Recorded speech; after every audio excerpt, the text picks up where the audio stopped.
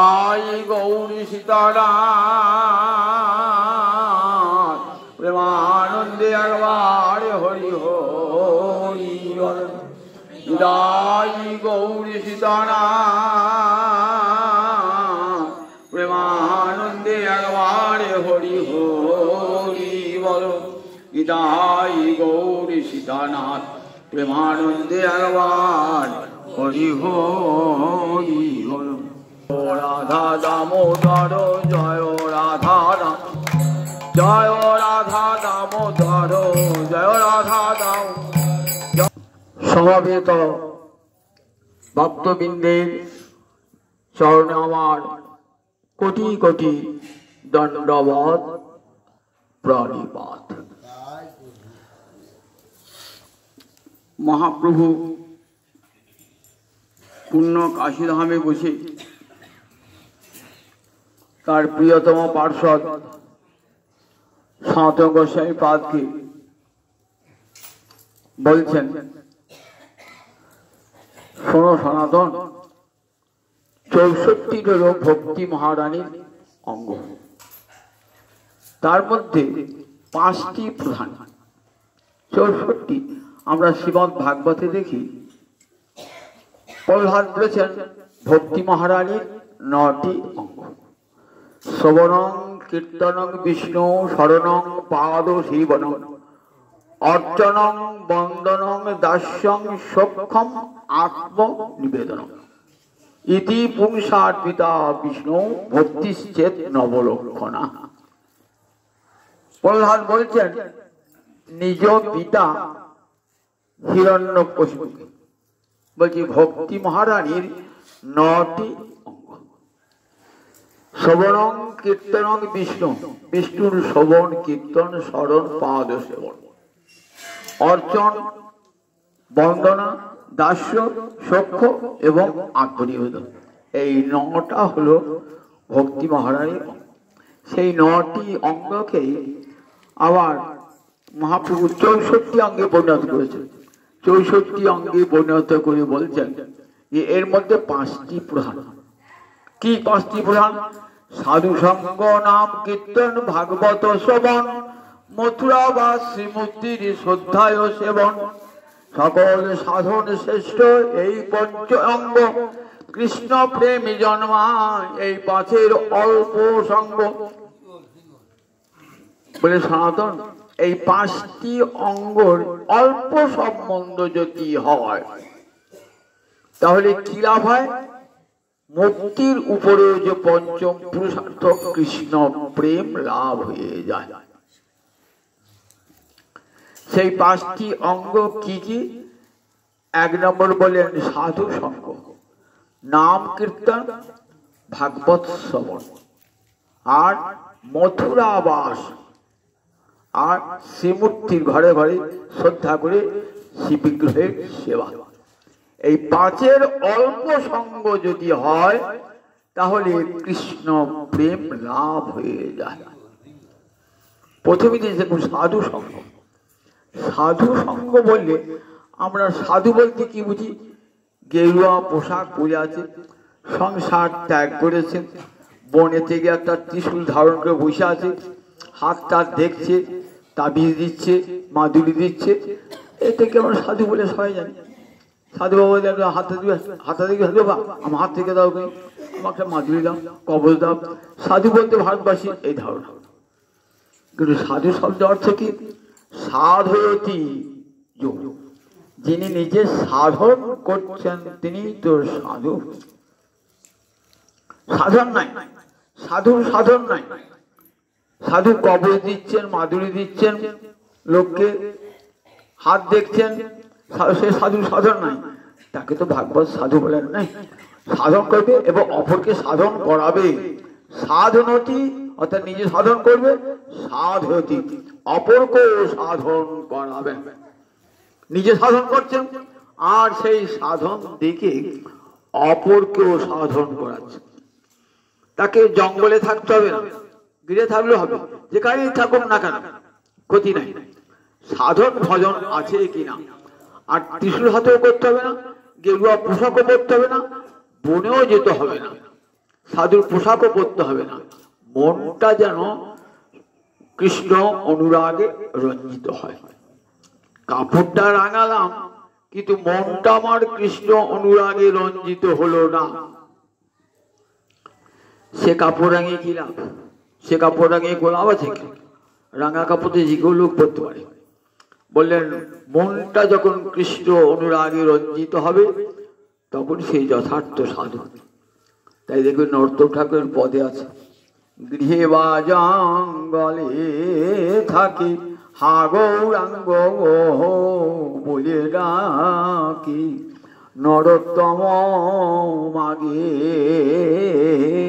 তারও সঙ্গ। গৃহে বা জঙ্গলে থাকি হা গৌরাঙ্গ বলে ডাকি, নরোত্তম মাগে তারও সঙ্গ। গৃহেই থাকুক আর জঙ্গলেই থাকুক, সে হা গৌর বলে হা কৃষ্ণ বলে কাঁদে, তাহলে তারই সঙ্গ করবে। স্বজাতিয়াশয় সাধু বলেন তুমি যাবে বৃন্দাবনের পথে তো, আর জ্ঞান মার্গের একটা সাধুর সঙ্গে আপনার সাক্ষাৎ হলো। আপনি কৃষ্ণ বলতে দীক্ষা দিয়েছেন, গুরুদেব আমাকে সাধন ভজনের পথ দেখেছেন, তাতে বৃন্দাবন যাত্রার পথ। গুরুদেব যাচ্ছেন বৃন্দাবনে, শিষ্যকে সঙ্গে করে বৃন্দাবনে নিয়ে যাবেন, কাম গায়ত্রী কাম বীজ তার উপাসনা হবে। কিন্তু আপনি একটা জ্ঞান মার্গের সাধুর সঙ্গে যোগ করলেন, কি যোগী সাধুর সঙ্গ করলেন, সাধু সঙ্গ করছি তো, বললেন তুমি পথভ্রষ্ট হয়ে যাবে, পথভ্রষ্ট হয়ে যাবে। যে লোকটা বৃন্দাবনের পথে যাচ্ছে, এক লোক কামাখ্যার পথে যাচ্ছে, তাহলে আমি কোন পথ? আগে কাশীর পথে যাচ্ছি, আমি যাবো তো বৃন্দাবনে যাত্রীর সঙ্গে, কারণ আমার গুরুদেবের লক্ষ্য দিয়েছেন বৃন্দাবনের রাধা গোবিন্দের কুঞ্জ সেবা। আমার তো কাশীতেও বলেন না গুরুদেব, আমাকে কামাখ্যা যেতে বলেন নাই, তাহলে আমি কোন সাধুর সঙ্গ করবো? যে সাধু বৃন্দাবনে যাচ্ছেন সেই সাধু সঙ্গ। সাধু সঙ্গটি খুব সচেতন ভাবে করতে হবে। যে কোনো জ্ঞানী সাধু দেখছি কৃষ্ণ কথা বলছেন না, যোগ মার্গের কথা বলছেন, জ্ঞান মার্গের হবে, তাকে প্রণাম জানাবো, সম্মান দেবো, কিন্তু তার সঙ্গ কখনোই করবো না। কারণ সঙ্গ করলে আমি পথভ্রষ্ট হয়ে যাব, আমার গুরুর নির্দেশিত পথে আমি যেতে পারলাম না, তাহলে আমার যে মন্ত্র অনুসার ব্যর্থ হয়ে গেল, আমার দীক্ষা টিক্ষা আমার জীবনটাই তো ব্যর্থ হয়ে গেল, পরমার্থের পথটাই তো নষ্ট হয়ে গেল। সেই জন্য সাধু সঙ্গ স্বজাতীয় আশয়, আমার মনের যে ভাবনা সেই ভাবনার সঙ্গে সাধুর মনের ভাবনা এক কিনা দেখে নেব। আমি গোবিন্দ ভজন করি, আমি যে সাধুটির সঙ্গ করছি সেও গোবিন্দ ভজন করে কিনা আমি দেখব, তবে সেই সাধুর সঙ্গে মিশব। যদি দেখি তিনি বৃন্দাবনের পথে যাত্রী নন, তাহলে তার সঙ্গে কখনো মিশবো না, তাকে সম্মান করবো, প্রণাম জানাবো, ভক্তি করবো, সবই করবো, কিন্তু তার কখনো সঙ্গ করবো না। এবার ভক্তি অসমিতি সিন্ধুতে পুরস্কার স্বজাতিয়াশয়ে স্নিগ্ধে সাধু সঙ্গ শত বলে। এমন ভক্তের সঙ্গ করব যে ভক্তের সঙ্গে আমার মনের মিল আছে, আমার সাধনার মিল আছে, আমার উপাসনার মিল আছে, আমার লক্ষ্য পথের মিল আছে, আমার গন্তব্যস্থানের মিল আছে, সেই সাধুর সঙ্গই আমি করব। এই সাধু সঙ্গে কি হয় না, সাধু সঙ্গে কৃষ্ণ কথার আস্বাদন হয়। পাঁচটা সাধু থাকলে ইষ্ট গোষ্ঠী হয়। তারা বলে দেখো অন্য বাজে কথায় সময় নষ্ট করবো না, এই যে সামান্য পরমাই পেয়েছি, 50 বছর 60 বছর কি 100 বছর বাঁচব, এটা খুবই সামান্য সময়। 84 লক্ষ জনির পর মানব জন্ম পেয়েছি, বড় দুর্লভ জন্ম। ভগবান সুযোগ একবারই দেন, 5 বার দেবেন না সুযোগ মানুষের জীবনে। একবার যখন সুযোগ এসেছে, এই সময়টাকে আমি সার্থক করব। কেমন করে সার্থক করবো? কার সঙ্গে? সাধু সঙ্গে থাকলেই আমার জীবনটা সার্থক হবে। সাধুরা জানেন এক মুহূর্ত বৃথা নষ্ট করা যাবে না, কারণ এই পরমায়ুর অনেক মূল্য। যে পরমায়ু আমি পেয়েছি সেটা যদি পেরিয়ে যায়, আমি 70 বছরের বুড়ো হয়ে গেছি, 80 বছরের বুড়ো হয়েছি, তখন যদি বলি আমার 30 বছরে 20-25 বছরের যৌবনটা ফিরিয়ে দাও, দেবে কেউ? দেবে না। কিন্তু টাকা হারিয়ে গেলে, টাকা নষ্ট হয়ে গেলে, আবার টাকা আপনি পরিশ্রম দিয়ে শ্রম দিয়ে আবার টাকা অর্জন করতে পারবেন, কিন্তু পরমায়ুটা আর কোনোদিন ফেরত পাবেন না। সুতরাং সেটি যেন কোনো প্রকারেই নষ্ট না হয়। প্রতিটি ক্ষণ প্রতিটি মুহূর্ত আমি সার্থক করে তুলব সাধু সঙ্গে হরি ভজনে। সাধু সঙ্গ নাম কীর্তন ভাগবত শ্রবণ, সাধু সঙ্গ সাধুরা নাম কীর্তনে এবং ভাগবত শ্রবণে, ভাগবত শ্রবণে আমার একটা মহিমা আছে না, শ্রবণ মঙ্গল। গোপীরা বলেছেন কৃষ্ণ কথায় আমরা একটা শক্তি আছে যে শুনলেই মঙ্গল হয়ে যায়। অন্যান্য শাস্ত্র শুনে শাস্ত্রের নির্দেশ পালন করতে হবে, তবে ফল পাবেন। আর কৃষ্ণ কথা শুনলেই মঙ্গল, শ্রবণ মঙ্গল। কেন হয় শুনলেই মঙ্গল হয়? কেন? শুনলেই জীবের স্বরূপ জেগে ওঠে। আমি যে নিত্যকালীর কৃষ্ণ দাস, এই স্বরূপ জাগলেই তো জীবের মুক্তি। সাধু সঙ্গ নাম কীর্তন ভাগবত শ্রবণ, আর সবসময় ধামে বাস করছি। আমাদেরকে মথুরা যেতে হবে না, আমার কাটায় রয়েছি, ধামেতেই রয়েছি, যেখানে রাধা গোবিন্দ মিলিত। বুড়োতে আমার গৌরাঙ্গ হরিদণ্ডায় আমার মা গঙ্গা তার চরণ ধৌত জল বয়ে চলেছে। আবার এর চেয়ে বড় ধাম কি আছে? ধামেতেই রয়েছে, এখানে বসে ধাম কত উদ্দীপন হবে, কত মন্দির, প্রতিদিন কোথাও না কোথাও ভাগবত পাঠ, হরিনাম, কাশ ঘন্টা শব্দ, ভোরবেলা উঠে হরিনামের ধ্বনি শুনতে পাচ্ছি। ধামের মহিমা তো এইখানে দেখতে পাচ্ছি, বলে ধামে বাস। আর ঘরে ঘরে যেদিন দীক্ষা হয়েছে সেদিন থেকে অর্চনার অধিকার। আপন গৃহে গৃহে নিজ হাতে গোবিন্দ সেবা করুন, শ্রীমূর্তির শ্রদ্ধায় সেবন, নিজ হাতে গোবিন্দ সেবা। এই পাঁচটি যদি অল্প সঙ্গ হয় তাহলে কি হয়? বলে কৃষ্ণ প্রেম জন্মায়। কৃষ্ণ প্রেম মানে মুক্তির উপরেও কৃষ্ণ প্রেম। সেই কৃষ্ণ প্রেম লাভ হয়ে জীবন ধন্যাতি ধন্য হয়ে যায়। আবার যদি আমি সাধন করতে করতে সিদ্ধি লাভ না হয়, ক্ষতি নাই। গীতায় বলা আছে দেখবেন, সিদ্ধি সাধন করতে করতে আমার মৃত্যু হয়ে গেল, ক্ষতি নাই। আমি আবার এমন ঘরে জন্মাবো যেখান থেকে আবার সাধন শুরু হবে। কোথায় জন্মাবো? সুচিরাং শ্রীমতাং দেহে জগৎভ্রষ্ট অভিজায়তে। আবার পবিত্র ঘরে ধনসম্পন্ন ধনাঢ্য ব্যক্তির ঘরে জন্মাবো, যেখানে গিয়ে আবার ভজন শুরু হবে। ভজন ব্যর্থ হয় না কোনোদিন, কৃষ্ণ ভজন ব্যর্থ হয় না। করতে আরম্ভ করলাম, মরে গেলাম, বলে কোনো ক্ষতি নাই। আবার তুমি এমন ঘরে ভগবান সুযোগ দেবেন।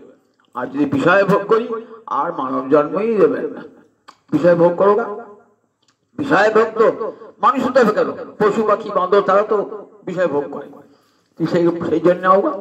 কিন্তু আমার দলীয় মানব জন্ম কৃষ্ণ ভজন ছাড়া হবে? হিসিকে ন হিসিকেশ সেবন, সব ইন্দ্রিয় দিয়ে গোবিন্দ সেবা করো, এর নামই তো ভক্তি। হিসিকে ন হিসিকেশ সেবন, হিসি মানে ইন্দ্রিয়, ইন্দ্রিয় দিয়ে ইন্দ্রিয়ের যিনি অধিপতি ভগবানকে সেবা।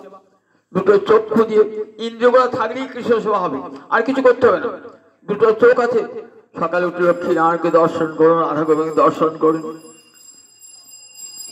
বংশীগানামৃত ধাম লাবণ্যামৃত জন্মস্থান, যে না হেরে সে চাঁদ বদন, সে নয়নে কিবা কাজ পড়ুক তাহারে মুন্ডে বাজ, সে নয়নে রহে কি কারণ। দুটো চোখ দিয়েছেন কি জন্য? ওই গোবিন্দ রূপ দর্শন করবার জন্য দিয়েছেন। কৃষ্ণ রূপ দর্শন করবার জন্য দেখছেন, নারায়ণের রূপ দর্শন করবার জন্য আমার দুটি নয়ন দিয়েছে। যদি এই দুটো নয়ন দিয়ে গোবিন্দ রূপ না দেখি, সে নয়নে কিবা কাজ, কবিরাজ গোসাই বাদ বলছেন, সে নয়নে বাসপুরুষ অন্ধ হয়ে যাক। যে নয়ন গোবিন্দ দর্শন করে না, সে নয়ন অন্ধ হয়ে যাক। সে নয়নের সার্থকতা কিসে? গোবিন্দ দিয়েছেন দুটি নয়ন গোবিন্দ রূপ দর্শন করবার জন্য। গোপীরা কৃষ্ণ দর্শন করে দুটো নয়নে কৃষ্ণকে তৃপ্ত হতে হবে। সবে মাত্র দিলে দুই, তাতে আবার নিমেষ আচ্ছাদন। বিধি জড় তপোধন। তুমি যজ্ঞ সৃষ্টি জানো না, এক একজনকে 1000 চক্ষু দিয়েছো, 8টা চক্ষু 10টা চক্ষু দিয়েছো, তারা বিষয় ভোগ করবে। আর আমাদেরকে দুটো চোখ দিয়েছো। দেবরাজ ইন্দ্রকে 1000 চোখ দিলে, কিভাবে সে তো বিষয় ভোগ করবে। আর আমাকে দিয়েছে দুটো চোখ, দুটো চোখে কৃষ্ণ দর্শন হয়, আমার দিয়েছে তাই আবার নিমেষ আচ্ছাদন, কৃষ্ণ দর্শন করতে আনন্দই হলো না, চোখের পলক পড়ছে প্রতি মুহূর্তে।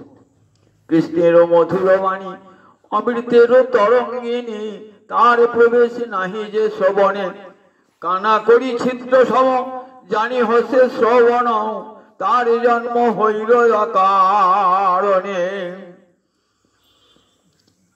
কৃষ্ণের মধুর বাণী অমৃতের তর, হরিকথার কেমন যেন অমৃতের নদী, অমৃতের নদী প্রবাহিত হচ্ছে। যদি কান পেতে দেন, কান দিয়ে ঢুকে সেই অমৃতের স্রোত হৃদয়ের মাঝে প্রবেশ করলো।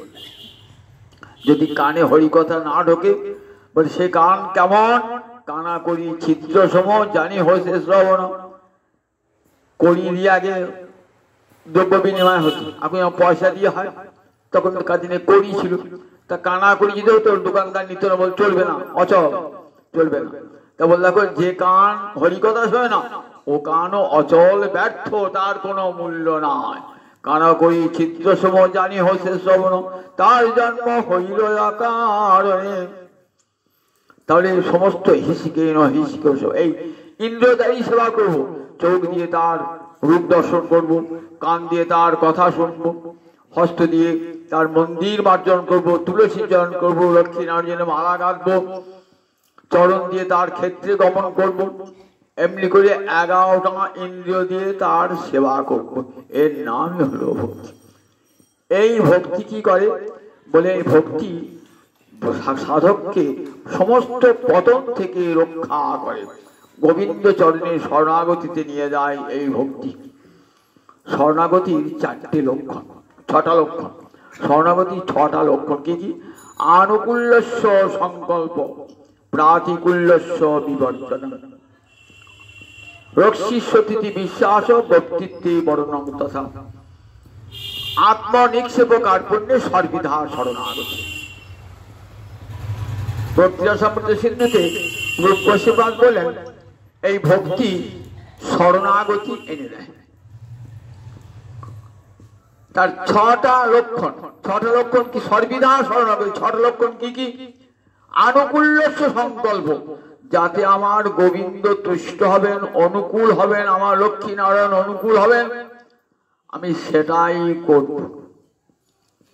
যা আমার লক্ষ্মী নারায়ণ রাধা গোবিন্দের যা প্রীতিকারক নয়, সেটা আমি করব না। প্রাতিকূল্যস্য বিবর্জন, যদি আমার সংসারে আমার স্ত্রী পুত্র কেউ যদি এই কৃষ্ণ সেবার, লক্ষ্মী নারায়ণ সেবার, গোবিন্দের সেবার প্রতিকূল হয়, তাকে পরিত্যাগ করতে আমি 1 মুহূর্ত বিলম্ব করবো না, 1 মুহূর্ত বিলম্ব করবো না।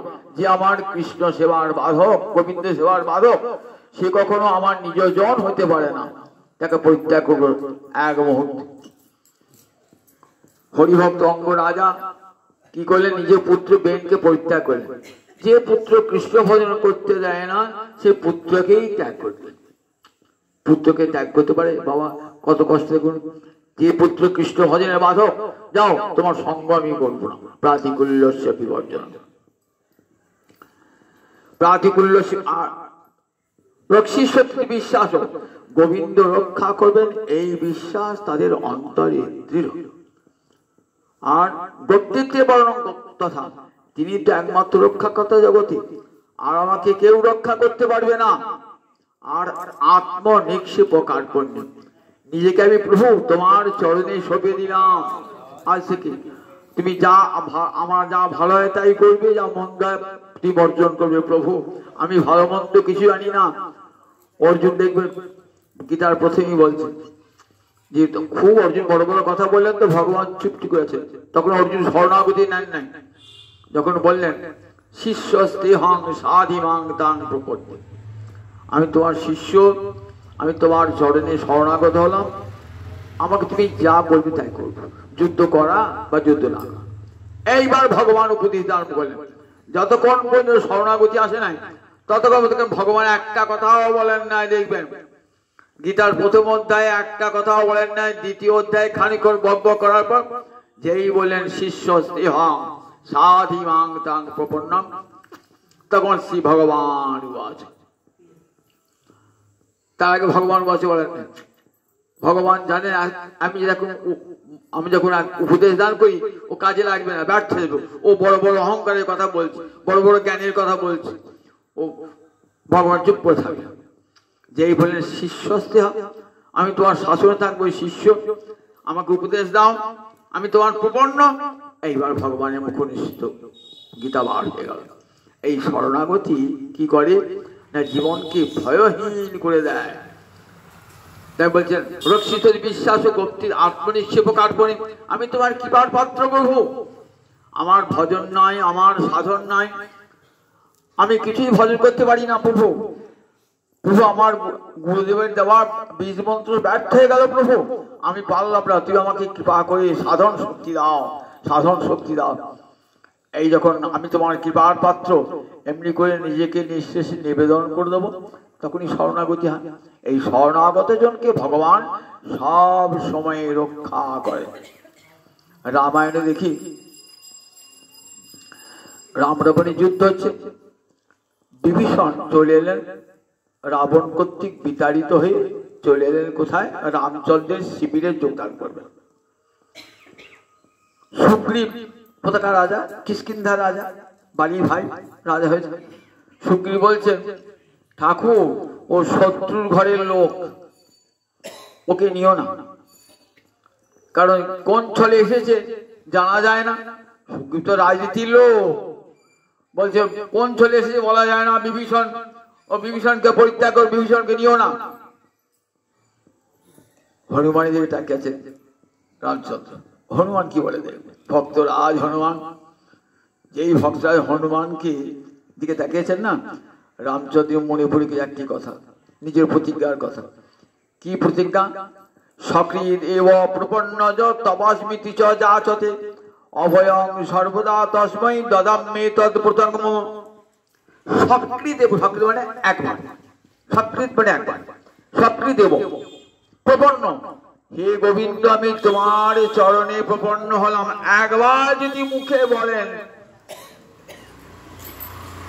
অন্তরটা মিলিয়ে যদি মুখে একবার বলেন তবস্মি, তোমার তোমার অসীমানা হলাম, আমি তোমার হলাম, এটা যদি একবার বলেন অন্তর দিয়ে, গোবিন্দ কি বলছেন, অভয়ং সর্বদা তস্মৈ দদামি এতৎ প্রতঙ্গম, আমি তাকে অভয় দান করি, এটা আমার ব্রত। আপনি একাদশী ব্রত করেছেন তো না, কোন মতই আজ অন্ন স্পর্শ করব না, সৎ অনুরোধ, আমার ব্রত ভঙ্গ হয়ে যাবে, কোন মতেই খাবো না, অপতিত হবে, আমি ব্রতটা পালন করব। তেমনি ভগবান বলছেন আমার একটা ব্রত, আমি কখনো এটা ভঙ্গ করব না, ভক্ত রক্ষা আমার ব্রত, আমি কখনো ভক্তকে রক্ষা হতে বিরত হব না, আমি ভক্তকে রক্ষা করবই। অভয়ং সর্বদা তস্মৈ দদামি এতৎ প্রতঙ্গম। তাহলে বুঝুন, একবার যদি গোবিন্দ চরণে নিজেকে সঁপে দেন, তাহলে আর তার ভয় থাকে না। ব্রহ্মাদি দেবগণ কোথায় গেছেন, কংসের কারাগারে, তখন কৃষ্ণ জন্মান নাই, দেবকীর উদরে এসেছেন ভগবান। আর ব্রহ্মাদি দেবগণ গিয়ে কারাগারে গিয়ে স্তব করছে। কেন কংসের কারাগার তীর্থ বলুন দেখি, ভগবানের জন্ম তো বটে, স্বর্গের দেবতা পর্যন্ত কারাগারে এসেছেন। কারাগারে কারা থাকে, চোর ডাকাত কয়েদিরা থাকে তো। আর সেই কারাগারে কারা এসেছেন, ব্রহ্মাদি দেবগণ, ব্রহ্মা এসেছেন, ইন্দ্র এসেছেন, নারদ এসেছেন। তার সে কারণ জানেন, কারাগারটি আজ মহাতীর্থ গোলক হয়ে গিয়েছে। কে আসছেন, গোলকপতি গোবিন্দ আসছেন বলে। সেখানে গিয়ে তারা কি করছে, স্তব করছে।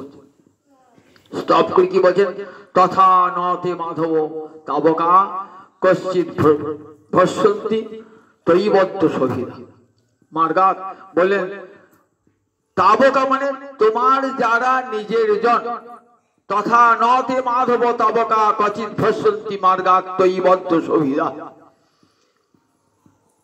তাবকা মানে তোমার যারা জন, অর্থাৎ তোমার চরণে যারা প্রপন্ন হয়েছেন, তারা কখনো পথ থেকে ভ্রষ্ট হন না।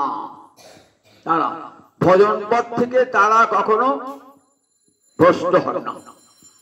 তৈ বদ্ধ সৌহৃদা, তারা সৌহার্দ্যের বন্ধনে তোমার সঙ্গে বদ্ধ। সৌহার্দ্যের বন্ধনে, সৌহার্দ্য কাকে বলে?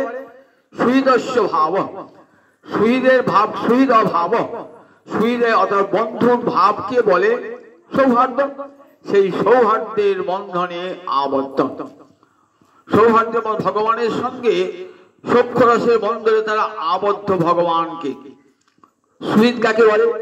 সদৈবানুমত সুহৃদ। সংস্কৃতে বন্ধু কাকে বলে? অত্যাগ সহন বন্ধু। যার ত্যাগ এক মুহূর্ত সহ্য করা যায় না তাকে বলে বন্ধু। অত্যাগ সহন বন্ধু। সুহৃদ মানে তো বন্ধু। সুহৃদ কাকে বলে? সদৈবানুমত সুহৃদ। সব সময় আমার মতের সঙ্গে যার মিল থাকবে তাকেই বলবে সুহৃদ। আর মিত্র কাকে বলে?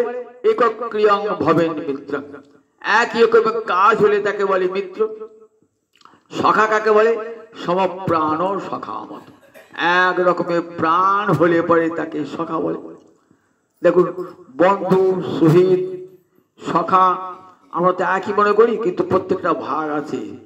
অত্যাগ সহন বন্ধু, ত্যাগ সহ্য করতে পারে না যা তাকে বলে বন্ধু। সদৈবানুমত সুহৃদ, আমার মতের সঙ্গে মিল হবে যার তাকে বলে সুহৃদ। আর একক ক্রিয়ং ভবেন মিত্র, একই রকমের কাজ হলে তাকে বলে মিত্র। আর সমপ্রাণ সখা মত, এক রকমের প্রাণ হলে পরে তাকে বলে সখা। এখানে বলছেন তৈ বদ্ধ সৌহৃদা, সৌহার্দ্যের বন্ধনে তোমার সঙ্গে আবদ্ধতা। ভক্ত যা মনে মনে করেন ভগবান তাই করেন। ভক্তের মত যা ভগবানের মত তাই। সেই বন্ধনে আবদ্ধ।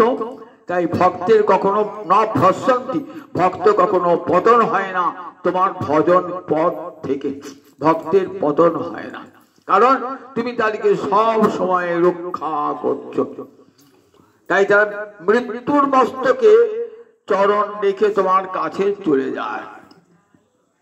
মৃত্যুর মাথায় পা দিয়ে বিনায়কা নিকপমূর্ধসু, প্রভু সমস্ত বিঘ্নের সেনাপতি অর্থাৎ মৃত্যু, তার মাথায়, জমের মাথায় পা দিয়ে, মৃত্যুর মাথায় পা দিয়ে তোমার কাছে চলে যায় তোমার ভক্ত সব বাধাকে অতিক্রম করে।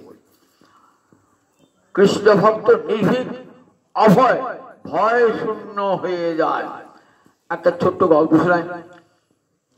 এক সৈনিক, সে জাহাজে যাচ্ছে। তখনকার দিনে সৈনিক তো, তখন তার গোলাগুলি থাকছে হাতে, তরবারি আছে সৈনিকের। জাহাজে যাচ্ছে, একটা অন্য দেশে যাবে। সঙ্গে আছে স্ত্রী, সঙ্গে স্ত্রীকে নিয়ে যাচ্ছে। মাঝ সমুদ্রে প্রবল ঝড় উঠেছে, প্রবল ঝড় উঠেছে। সবাই সামাল অবস্থা। যে যার স্ত্রী পুত্রকে কাছে কাছে নিয়ে যাচ্ছে, কাছে রাখছে। এখন জাহাজ ডুবে যায়, সবাই নিজের স্ত্রী পুত্রকে। আর তার সেই সৈনিকের স্ত্রী, সে ভাবছে আমার স্বামী গেল কোথায়, আমার স্বামী কোথায় গেল, আমার স্বামী কোথায় গেল। কেউ সঙ্গে নাই, স্বামী আছে, খুঁজে বেড়াচ্ছে। দেখছে জাহাজের ডেকের উপরে আমার স্বামী নিশ্চিন্তে বেড়াচ্ছে। স্ত্রী বলছে, হ্যাঁ গো, তোমার আক্কেল কি গো? সবাই দেখো আপনার স্ত্রী পুত্র নিয়ে সামাল রব দিচ্ছে, আর তুমি হা খাচ্ছ। আমি যে বলে এলাম, আমাকে চিন্তা করছো আমারও যে জাহাজ ডুবে যায়। স্বামী তখন কি করেছে, ওই তরবারিটা নিয়ে স্ত্রীর বুকের কাছে ধরেছে। স্ত্রী তো ফল ফল তাকিয়ে আছে অনেক ধরে, আর তরবারিটা নিয়ে তাকিয়ে আছে। কিছুক্ষণ বাদে স্ত্রী হেসে ফেলেছে। বলে, হাসলে কেন? আমি জানি তুমি আমাকে এত ভালোবাসো, কোনদিন আমাকে হত্যা করবে না। তাহলে আমিও জানি ভগবান আমার কোনো ক্ষতি করবেন না। আমি তাকে যে ভালোবাসি, প্রাণ ভরে ভালোবাসি তাকে, তিনি আমার কোনো ক্ষতি করবেন না। তুমি যেমন ভাবছো আমাকে ভালোবাসো, তোমার ক্ষতি করবো, তেমনি আমিও জানি আমি গোবিন্দকে সব সর্বস্ব অর্পণ করেছি, আমার কোনো ক্ষতি হবে না। এমনিকার ভক্ত অভয় হয়ে যায়, নির্ভীক হয়ে যায় ভক্ত। ভাগবত একটা কাহিনী শোনায়, চিত্রকেতু রাজা। ভক্তের কখনো পতন হয় না, কোনো শত বিপদে ভক্তের পতন হয় না। ভাগবতের চিত্রকেতু রাজা, চিত্রকেতু রাজার অনেক স্ত্রী, কিন্তু সন্তান নাই, সন্তানহীন চিত্রকেতু রাজা। ভাগবতের ৪র্থ স্কন্ধে এই চিত্রকেতু কাহিনী আছে। বহু স্ত্রী, কিন্তু একটা সন্তান নাই। রাজা অন্তর ভাবনা, একটা সন্তান নাই, সন্তান হলো না। সন্তান না হলে নরক থেকে পরিত্রাণ হওয়া যায় না। আমার শ্রাদ্ধ করবে কি, পিণ্ড দান করবে কি, এইসব মানে আমরা পূর্বপুরুষরা জল পাবে না। সবাই চান তো সন্তান চান। পুত্রপিণ্ডেরও প্রয়োজন। পূর্ণাম নরকাত্রায়তে, পূর্ণাম নরক থেকে ত্রাণ করে। সবাই মেয়ে হোক, যাই একটা সন্তান সবাই চায়, পুত্র সন্তান সবাই চায়। বংশধারা রক্ষা হোক, আমার বংশে পূর্বপুরুষ যেন জল পায়, পিণ্ড পায়, এটা সবাই আমরা চাই। রাজারও তাই ইচ্ছা, একটা সন্তান হোক, কিন্তু সন্তান হচ্ছে না। একদিন অঙ্গিরা ঋষি এসেছেন, নারদ এসেছেন। এসে বলছেন, রাজা এত দুঃখ কেন? তা বললে, আমার এত বৈভব ঐশ্বর্য, কিন্তু আমার একটি সন্তান নাই। সন্তান নিয়ে কি হবে? সন্তান নিয়ে, সন্তানকে দুঃখের জনক। সন্তানের সমান শত্রু নাই, জানো তো? সন্তান সমান শত্রু না, না, সন্তান সমান শত্রু নাই। কিরকম? জায়মানে হরের জায়া, সন্তান যেই জন্মালো না, স্বামী স্ত্রী বেশ ছিলেন, দুজনের মধ্যে খুব ভালো ছিল। যে সন্তান জন্মিয়ে গেল, ভালোবাসার ভাব হয়ে গেল। এবার ছেলেকে ভালোবাসেন, স্বামীকে ভালোবাসাটা কমে গেল, একটা বাৎসল্য এসে গেল। জায়মানে হরের জায়া, বর্তমানে হরের ধন। যে বড়ত লাগলো, ছেলেকে স্কুলে ভর্তি করো, ছেলে ভালো জামা প্যান্ট কেনো, মাস্টার দাও, অমুক দাও, আরো বড় বড় পরিবেশ, টাকাগুলো এসে সব খরচ হচ্ছে। বর্তমানে হরের ধন। আর মৃয়মানে হরের প্রাণান, যদি ছেলে কোনো দুর্ঘটনায় কোনো মৃত্যু হয়ে কিছু হয়ে গেল, আপনিও মরে গেলেন। তাই নাস্তি পুত্র সমরিপু, বললেন ছেলের সমান শত্রু জগতে আর নাই। তা পুত্র নিয়ে কি হবে? পুত্র নিয়ে রাজার মন মানতে চায় না, রানীদেরও মন মানতে চায় না। সেটা ঠিক আছে, পুত্র নেবে, আর কি কথা? একটা যজ্ঞ করো, পুত্রেষ্টি যজ্ঞ। বেদে একটা যজ্ঞের নাম পুত্রেষ্টি। সেই যজ্ঞটা করলে নিখুঁত ভাবে, আজও করেন আপনি, আজও সন্তান। কিন্তু আজকের দিনে ওই বৈদিক যজ্ঞ নিখুঁত ভাবে করবার লোক নাই। নিখুঁত ভাবে যদি করতে পারেন, তাই বন্দা রমণীর সন্তান আজও হবে, যদি নিখুঁত ভাবে করতে পারেন ওই পুত্রেষ্টি যজ্ঞ। তা পুত্রেষ্টি যজ্ঞ কে করবে? অঙ্গিরা ঋষি এসে পুত্রেষ্টি যজ্ঞ করতে হবে। অঙ্গিরা ঋষি এসে পুত্রেষ্টি যজ্ঞ করলেন। চিত্রকেতু রাজার একটি সন্তান জন্মালো। অনেক পত্নীর মাঝে একটি পত্নী জ্যেষ্ঠা মহিষী কৃতজ্ঞতি, তার একটি সন্তান। এইবার রাজা কাকে ভালোবাসবেন? যার সন্তান হয়েছে, অতগুলি স্ত্রীর মধ্যে সন্তানবতী, তাকে বেশি ভালোবাসে। অন্যান্য সতীনগণের খুব হিংসা হলো। দেখো, বেশ ছিলাম একরকম, ওর সন্তান হয়েছে তো, আমাদের সন্তান নাই তো, রাজা আমাদেরকে ভালোবাসে না। চল এক কাজ কর, সন্তানটাকে মেরে দেবো, যেমন করো। 2.5 মাস সঙ্গে চুক্তি করে দুধের সঙ্গে বিষ মিশিয়ে দিল। এইবার সন্তানটি কিন্তু একটু বড় হয়েছে, দুধের সঙ্গে বিষ মিশিয়ে দিচ্ছে, ছেলেটি পড়ে গেছে। রানী এসে দেখছে, আমার ছেলের দেহে তো শীতল ঠান্ডা হয়ে গেছে, আর কিছুই নাই, কথা বলছে না, নড়ছে না, চড়ছে না। রানী ধর রাজাকে রাগ চিৎকার করে, রাজা ছুটে এলো। রাজা ছুটে এসে দেখছে যে পুত্রের মৃত্যু হয়ে গেছে। কাঁদছে, এ কি করলে ঠাকুর, এ কি করলে ঠাকুর? দিয়ে তুমি কেড়ে নিলে, তুমি এমন নিষ্ঠুর, ছিল না মেরে দিলে, দিয়ে ছেড়ে মেরে দিলে, ছিল না ভালো ছিল, আমার ছেলে সন্তান হচ্ছে ফল থেকে মেরে দিলে, তুমি আমার নিষ্ঠুর, তোমাকে সবাই দয়াময় বলে। এবার রাজা বুক চাপড়াচ্ছে, রানী চুল ছিটছে। আবার এসেছে দেবর্ষি নারদ। কাঁদছো কেন? আচ্ছা তোমরা কি এই জগতের লোক নাও? কেন? দেখছিল আমার সামনে আমার সন্তান মরে রয়েছে, আমি কি হাসবো নাকি? বলো সন্তান মরে গেছে না?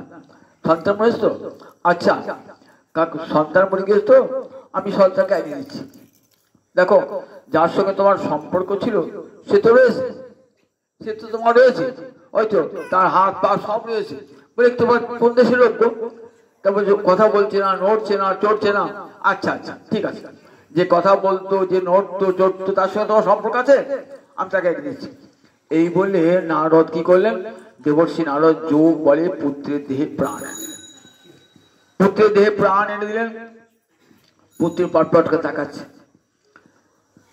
বলছে দেখো তোমার বাবা কাঁদছে, তোমার মা কাঁদছে। তখন সেই পুত্র বলছে, কে আমার পিতা, কে আমার মাতা? আমার তো অনেক পিতা হয়েছে, আমি বহুবার জন্মেছি, বহুবার আমার বহু পিতা হয়েছে, আমি বহুবার জন্মেছি, আমার বহু মাতা হয়েছে, কোন পিতা কাঁদছে? তো বলে দেখো এরকম তোমার এই জন্মে পিতা কাঁদছে, পিতাকে কাঁদতে নিষেধ করো। দেখো সত্যিকার আমার পিতাও কেউ নাই, আমার মাতাও কেউ নাই, আমি কর্মফল ভোগের জন্য অনেকের পুত্র হয়ে জন্মেছি, তাই আমার এক এক জন্মে এক একটা পিতা মাতা হয়েছে। শুনছো রাজা, শুনছো রাজা? রাজা শুনছেন সকালে।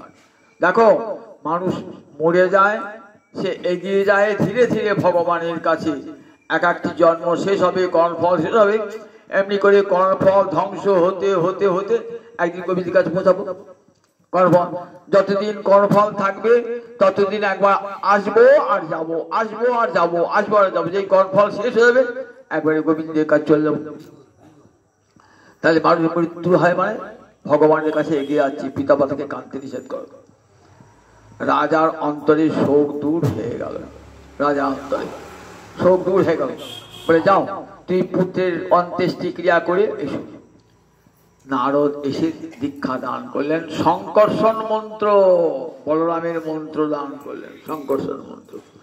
ভয়ঙ্কর শক্তি সেই সংকর্ষণ মন্ত্রে। একটা সোনার রথ দিয়ে গেলেন, মন্ত্র দিয়ে গুরুদেব উপহার দিলেন, বলে এই রথে চড়ে তুমি যেখানে খুশি যেতে পারবে। সেই রথে চড়ে সেই সপ্তলোক সে উপরে ঘুরে ঘুরে বেড়াচ্ছে। একদিন ঘুরতে ঘুরতে কোথায় গেছে, শিবলোকে, কৈলাসে।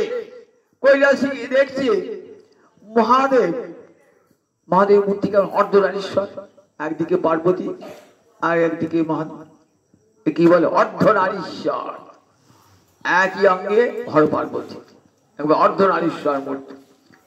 ঠিক আছে, মনে হচ্ছে মহাদেবের কোলে দেবী দুর্গা।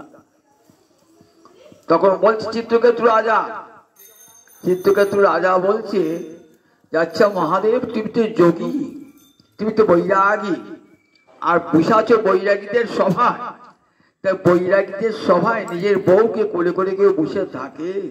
থাকে দেখো, বউকে কোলে করে নিজে ঘরে বসে থাকতে পারত, কিন্তু এতগুলি বৈরাগীর সভায় তুমি বউকে কোলে করে বসে আছো। মহাদেব হাসলেন, কিন্তু দেবী দুর্গা রাগ হয়ে গেল, ক্রোধ হয়ে গেল, বলে তুমি মহাদেবের তত্ত্ব জানো? মহাদেবের তত্ত্ব জানো না? মহাদেবের তত্ত্ব না জেনে জগতে কেউ গোবিন্দের কাছে যেতে পারে না, মহাদেবকে উপেক্ষা করে কেউ কৃষ্ণলোকে যেতে পারে না, কারণ মহাদেবের মতন বৈষ্ণব জগতে আর দ্বিতীয় নয়। বৈষ্ণব আনান যথা সম্ভব, জগতে যত যত বৈষ্ণব আছে তার মধ্যে শ্রেষ্ঠ হলেন মহাদেব। সেই মহাদেবকে অবজ্ঞা করে জগতে কেউ কৃষ্ণের কাছে পৌঁছাতে পারেন না। আর তুমি যাচ্ছ কৃষ্ণলোকের যাত্রী, মহাদেবকে অবজ্ঞা করে। আমি তোমাকে অভিশাপ দিলাম। কি অভিশাপ দিলাম? তুমি অসুর জনি প্রাপ্ত হও, অসুর হয়ে নেমে এলেন স্বর্গ থেকে। দেবী তুমি অসন্তুষ্ট হয়েছো না, তুমি আমার উপর অসন্তুষ্ট হয়েছো তো? শোনো দেবী, তোমার অভিশাপ আমি মাথা পেতে নিলাম। দেবী তুমি যদি আমার অন্তরে কৃষ্ণ ভক্তি কেড়ে নিতে, তাহলে কিন্তু কি করতাম না, তাহলে কিন্তু আমি তোমার কাছে বলতাম দেবী আমার অভিশাপ ফিরিয়ে নাও। কিন্তু তুমি আমাকে বলছো আমি ছিলাম রাজদেহে, আমি এখন অসুর হব, ক্ষতি নাই। ঘর পাল্টালে পারি, মানুষটা পাল্টিয়ে যায় না। আমি আজ এই বাড়িতে বাসা বাড়ি ভাড়া নিয়েছি, কাল ও বাড়িতে চলে যাবো, আমি মানুষের জন্ম করতে ভেঙে গেলাম। তাই আমি রাজদেহ থেকে অসুরের দেহ গেলাম, একটা দেহ থেকে আর একটা দেহে গেলাম, কিন্তু দেহি যে তার তো পরিবর্তন হয় না। তুমি যখন আমাকে ওষুধ দেহ, ওষুধ দেহি চলে যাবো আমি। কিন্তু আমার যদি কৃষ্ণ ভক্তি কেড়ে নিতে, দেবী তোমার কাছে আমি চাইতাম, দেবী আমার অভিশাপ ফিরিয়ে নাও। হাসতে হাসতে চলে গেলেন। মহাদেব বলে, দেখেছ কৃষ্ণ ভক্তের কখনো পতন হয় না। দেখো কেমন চলে গেলেন। ইচ্ছা করলে তোমাকে অভিশাপ দিতে পারতেন। সংকর্ষণ মন্ত্রী এত শক্তি লাভ করেছিলেন যে তুমি ইচ্ছা করলে তোমাকে অভিশাপ দিতে পারতেন, কিন্তু কৃষ্ণ ভক্ত কাউকে আঘাত করলো কাউকে প্রত্যাঘাত করে না। এই চিত্রকেতু রাজা বৃত্রাসুর হয়েছিল। দেবী অভিশাপে রাজা ছিল তো বৃত্রাসুর হয়ে গেলেন। বৃত্রাসুর হয়ে কি করে যুদ্ধ করলেন? কার সঙ্গে? ইন্দ্রের সঙ্গে। ভয়ঙ্কর যুদ্ধ হচ্ছে ইন্দ্রের সঙ্গে। কেন ইন্দ্রের সঙ্গে যুদ্ধ হচ্ছে? ত্বষ্টা ঋষির পুত্র হয়ে জন্মেছেন বৃত্রাসুর। ত্বষ্টা ঋষির পুত্র নাম ছিল বিশ্বরূপ। বিশ্বরূপ তো ব্রাহ্মণ, দেবতাদের পুরোহিত গুরু। তাকে দেবরাজ ইন্দ্র হত্যা করেছিল। সেই জন্যে ব্রহ্মহত্যার সাপ লেগেছিল।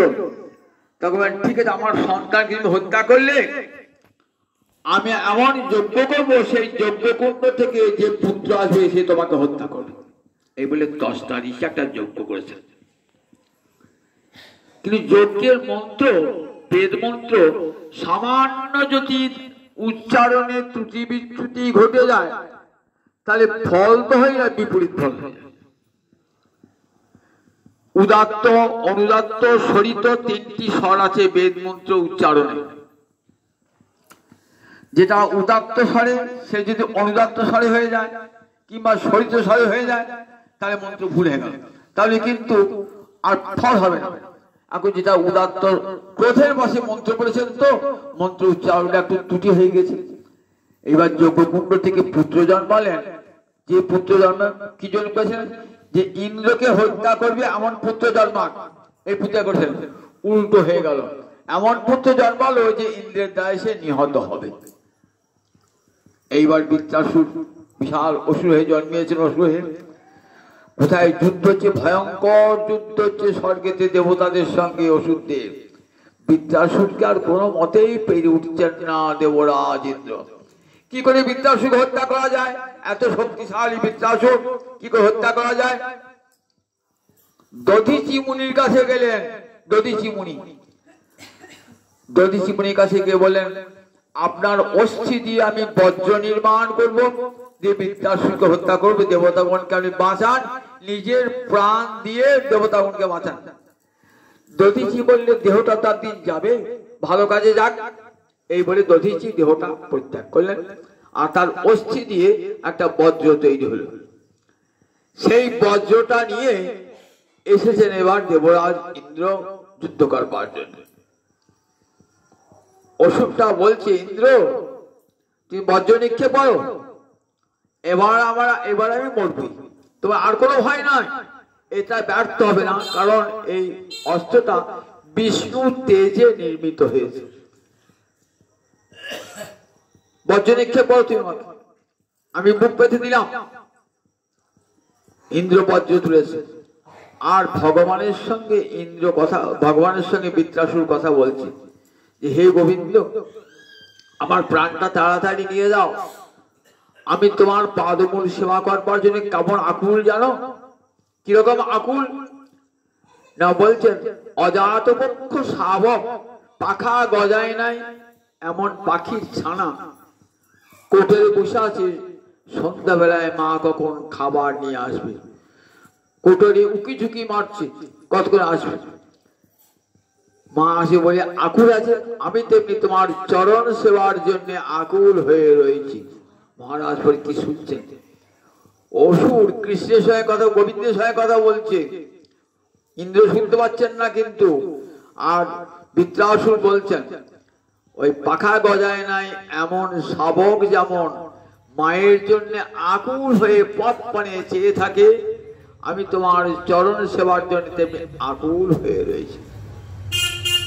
দ্বিতীয় উদাহরণ দিলেন, খুঁটায় বাঁধা বাছুর, সন্ধ্যাবেলায় মা চলে এসেছে মাঠ থেকে, মায়ের স্তনে মুখ দেওয়ার জন্য সে দড়ি ছেড়ে বলে, ওই রকম ওই বাছুরটি যেমন মাতৃস্তন্য পান করবার জন্য আকুল, তোমার চরণ সেবার জন্য আমি তেমনি আকুল।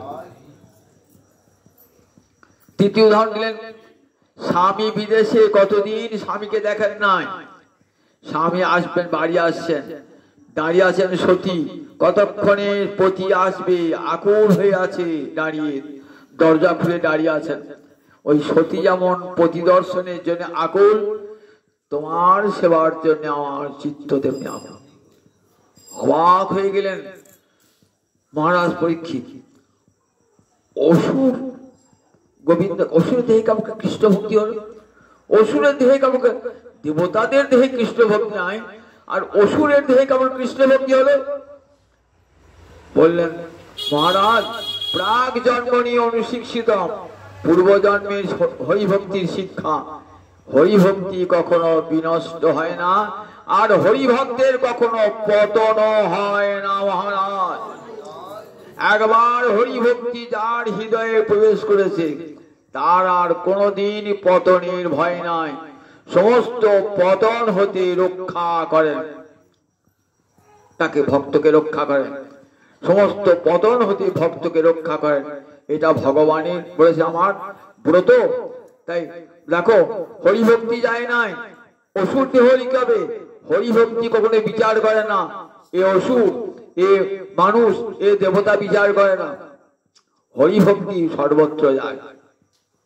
দেখো প্রহ্লাদ অসুর ছিল, সেখানে হরিভক্তি গেল কি করে?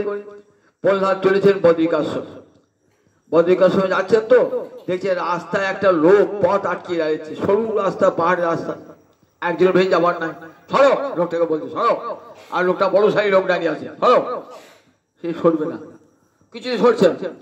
বলছি তোমার গায়ে শোক থাকলে সরাও, আমাকে গায়ে শক্তি থাকলে সরাও। প্রহ্লাদ চেষ্টা করছে, আর কিছুতেই তাকে সরাতে পারছেন না। একদিন গেল, দুদিন গেল, 3 দিন গেল, প্রহ্লাদ বলছেন দাঁড়া, তোমাকে সরাচ্ছে। এইবার গিয়ে কি করছেন, ওই পাহাড়ের নিচে নেমে নৃসিংহদেবের মূর্তি নির্মাণ করে নৃসিংহদেবকে ডাকছেন, প্রভু তুমি তো বলেছিলে আমি যখন আর্ত হয়ে বিপদে পড়ে তোমাকে ডাকবো, তুমি আসবে। দেখো আমি জায়গা, আমাকে জায়গা ছাড়ছে না, আমি বদ্রী নারায়ণ দর্শনকে যেতে পারছি না, দাঁড়িয়েছে ওই বড় সারি লোকটা। বলে প্রণাম জানিয়ে, নৃসিংহদেবকে প্রণাম জানিয়ে গলায় মালাটি পরিয়ে দিয়েছে। মালাটি পরিয়ে দিয়ে এইবার গেছে, এইবার প্রহ্লাদের শক্তি। এইবার গিয়ে দেখছেন, ও বাবা, যে মালাটা আমি পরালাম নৃসিংহদেবকে, এই মোটা লোকটা, বড় সাইজ লোকটার গলায় ওই মালাটাই তো। তাহলে তুমি কে গো? চিনতে পারলেন না প্রহ্লাদ? চিনতে পারলেন না? তুমি যার গলায় মালায় পড়ি নৃসিংহদেব, সেই নৃসিংহদেবী আমি দাঁড়িয়েছি এখানে। কেন দাঁড়ালে দেখো? আমার ভক্তকে পথ হেঁটে যেতে হবে না নারায়ণ দর্শন করতে, আমি স্বয়ং নারায়ণ এসে হাজির দেখা দেওয়ার জন্য। দেখেছেন? আর যেতে হবে, যেতে হবে না। ভক্তকে কেমন ভগবান ভালোবাসেন। অত কঠোর বন্ধুর পথ, উঁচু নিচু পথে তোমাকে হাঁটতে হবে না, আমি তোমাকে দেখা দিলাম।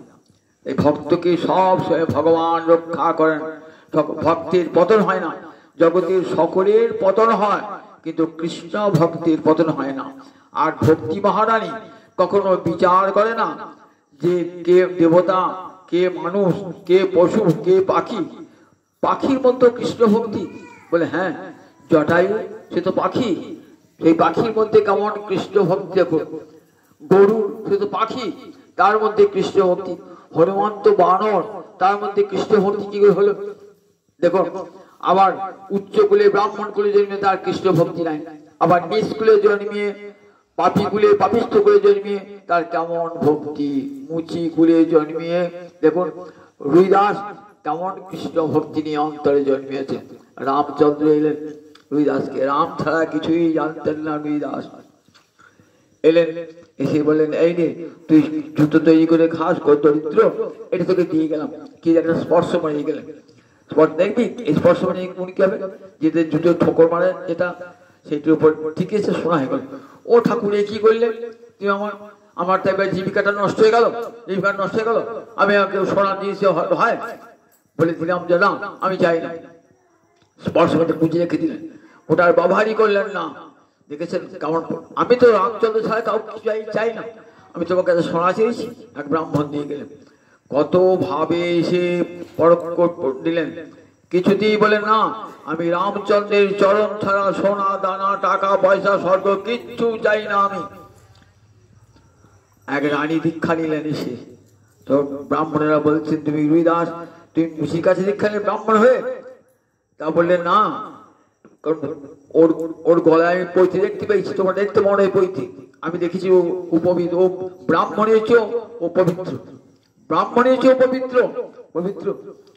রানী দীক্ষা নিয়ে এবার কি করেছেন, বৈষ্ণব সেবা দেবেন, সব ব্রাহ্মণ সেবা দেবেন, নিমন্ত্রণ করেছেন, কিন্তু ওই রুইদাসের সঙ্গে এক জায়গায় বসবেন না, সব আলাদা আলাদা বসবেন। আমি ব্রাহ্মণ বসবো না। ব্রাহ্মণরা যেখানেই পঙ্গত করছেন সেখানে দেখছি রুইদাস, যেখানেই পঙ্গত করছে সেখানে রুইদাস। কোথায় কি রুইদাস এক জায়গায় থাকবে, কিন্তু এখান থেকে সই করে এক জায়গায় ওখানে করছে, আবার অন্য জায়গায় করছে, সেখানে সব জায়গাতে রুইদাসকে দর্শন করছে। তখন বুঝলেন রুইদাসের কি মহিমা। ভগবত ভক্ত কখনো সূর্য হয় না, কখনো নীচ হয় না। ভগবত ভক্তি মহারানী সর্বত্র বিচরণ করেন, তার কোনো বিচার করে না, জাতি বিচার করে না। ভক্তি হয় শ্রীকৃষ্ণ ভজন হয় জাতি কুলাদি বিচার, এ মোহনে কি করে মরণ কুল, যে কুলে জনম হোক না কেন কেবল ভক্তি। কপিকুলে জন্মি বীর হনুমান, শ্রীরাম ভক্ত রাজ, শ্রীরাম ভক্ত রাজ। কপিকুলে বানর কুলে জন্মিয়ে রামচন্দ্র হনুমান ভক্ত রাজ। আমরা হনুমান চালিসা পড়ি, হনুমানকে প্রণাম জানাই। দেখো বলছে, দেখো এমন যে কুলে জন্ম হোক না কেন কেবল ভক্তি কুল, যে কুলে জন্ম হোক না কেন ক্ষতি নাই, কেবল ভক্তি ভক্তি একমাত্র মূল। কপি কুলে জন্মে বীর হনুমান, কে শ্রীরাম ভক্ত রাজ। রাক্ষস হইয়া বিভীষণ বৈশে ঈশ্বর সভার মাঝ। বিভীষণ রাম লক্ষ্মণের সাথে একসঙ্গে বসেছেন, দেখেছেন রাক্ষস কুলে জন্মিয়ে বিভীষণ বসেছেন ভগবানের সঙ্গে, ভগবানের পাশে বসেছেন। বলো নাকি গুহুলি বিদুরেরও ছিল, খাইল যাহার ঘরে, দৈত্যের ঔরসে প্রহ্লাদ জনমী, ভুবনে রাখিল যশ। প্রহ্লাদ দেখুন তার বশ হয়েছিল ভগবান, স্ফটিক স্তম্ভেতে প্রকট নর হরি হইয়া যাহার বশ। স্ফটিক সম্পত্তি, পিতা বলছেন তো হরি কোথায়, এই স্তম্ভে আছে? হ্যাঁ আছে স্তম্ভে, দেখো তুমি। স্তম্ভ থেকে বেরোলেন ভগবান শ্রীহরি নিশিকম্পত্তি ধারণ করে। স্ফটিক স্তম্ভেতে প্রকট নর হরি হইয়া যাহার বশ। চণ্ডাল হইয়া মিতালি করিল গুহক চণ্ডাল বর। চণ্ডাল হয়ে রামচন্দ্রের সঙ্গে মিতালি করেছে। তাহলে দেখুন ভক্তি কখনো, ভক্তি মহারানী কখনো বিচার করেন না, জাতি বিচার করেন না। আমি ব্রাহ্মণ, আমার গলায় পৈতে আছে বলে আমার ভক্তি হবে, আর আমি শূদ্র বলে চণ্ডাল বলে ভক্তি হবে না। ভক্তি মহারানী সকলে, ভক্তি মহারানী এমন কৃপা, আর সেই ভক্তি ভক্তের হৃদয়ে গেলে পড়ে, তার আর কখনো পতন হয় না। ব্রহ্মাদি দেবগণ আজ ভগবানের স্তব করে বলছেন, দেখো গোবিন্দ, তোমার যারা বদ্ধ সহিদা, তোমাকে যারা ভালোবাসে, শহীদের মতো বন্ধুর মতো যারা ভালোবাসে, তারা কখনো কখনো মার্গাত ভ্রষ্টন্তি, তারা ভজন পথ থেকে কখনো বিচ্যুত হয় না। তারা মৃত্যুকে পর্যন্ত তিরস্কৃত করে মৃত্যুর মাথায় পা দিয়ে তোমার চরণ মুড়িয়ে পৌঁছিয়ে যায়, কোনদিন তাদের পতন হয় না। ভক্তির পতন নাই। জ্ঞানী জ্ঞানভ্রষ্ট হয়, যোগী যোগভ্রষ্ট হয়, কিন্তু ভক্তের কখনো পতন হয় না। তাই গোবিন্দ চরণ ধরে থাকুন, জীবনে কোনোদিন পতন হবে না, কোনো বিপদ আসবে না, সব বিপদ থেকে রক্ষা পেয়ে যাবেন। হে গোবিন্দ আমি তোমার, হে যদি আরতিতে বলেন, গোবিন্দ বলেছেন আরতি ভরে যে আমাকে ডাকবে আমি তার কাছে যাব এবং তাকে রক্ষা করব। আমার চার প্রকার ভক্তের মধ্যে আর্তভক্ত একটা। দ্রৌপদী ডেকেছিল, ভগবান আসেন নাই, আজও রাখুন ওই দ্রৌপদী মতন, দেখবেন সমস্ত বিপদ থেকে বিপদ ভঞ্জন মধুসূদন এসে হাজির, আপনাকে রক্ষা করে চলে যাবে। যেমন করে দ্রৌপদীকে রক্ষা করেছেন, যেমন করে গজেন্দ্রকে রক্ষা করেছেন, তেমনি করে আজ রক্ষা করবেন গোবিন্দকে। প্রাণ হয়ে রাখুন গোবিন্দকে। গোবিন্দ চরণে শরণাগতি গ্রহণ করলে জীব ধন্য অতি ধন্য। জয় নিতাই, জয় নিতাই।